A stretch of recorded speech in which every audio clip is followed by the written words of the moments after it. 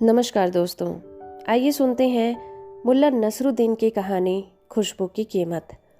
सालों पहले एक भिखारी नंदा नगरी में भूख से तड़पने के कारण खाने के लिए कुछ मांग कर रहा था। तभी उसे एक व्यक्ति कुछ रोटियां दे देता है।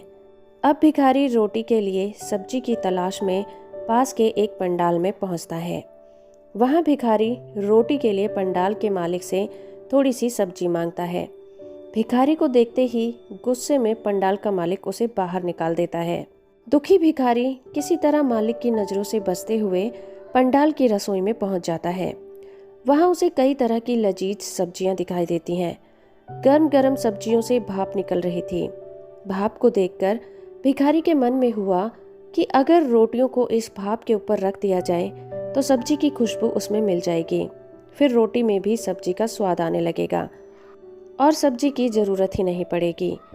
यह सब सोचते हुए भिखारी रोटी पर सब्जी डालने की जगह उन्हें सब्जी से निकलने वाले भाप के ऊपर रख देता है।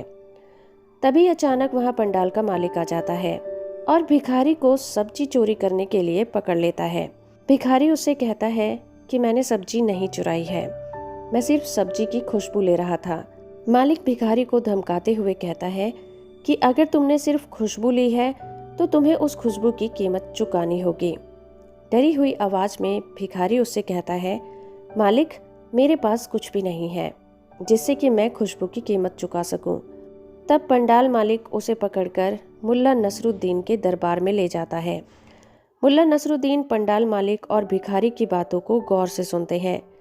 दोनों की बातें सुनने के बाद मुल्ला कुछ देर सोचकर पंडाल मालिक से कहते हैं कि तुम्हें अपनी सब्जी की खुशबू के बदले पैसे चाहिए।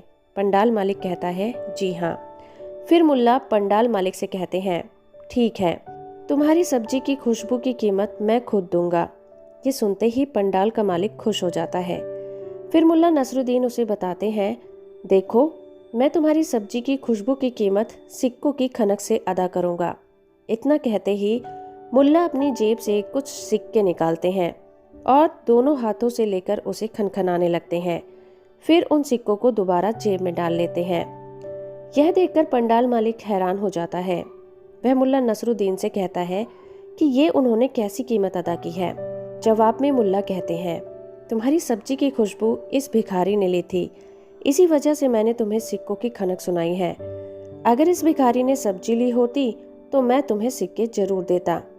मुल्ला का जवाब सुनकर पंडाल का मालिक आंखें चुराते हुए वहां से चला जाता है। भिखारी भी खुशी खुशी अपने रास्ते पर निकल जाता है। तो इस तरह से अगर इंसान चाहे तो अपनी बुद्धि और चतुराई से हर समस्या का हल निकाल सकता है, जैसा कि इस कहानी में मुल्ला नसरुद्दीन ने पंडाल के मालिक के साथ किया। तो हो फ्रेंड कि आपको ये स्टोरी पसंद आई होगी। कहानी अच्छी लगी है तो आप इस वीडियो को लाइक, शेयर और चैनल को सब्सक्राइब करना बिल्कुल मत भूलिएगा।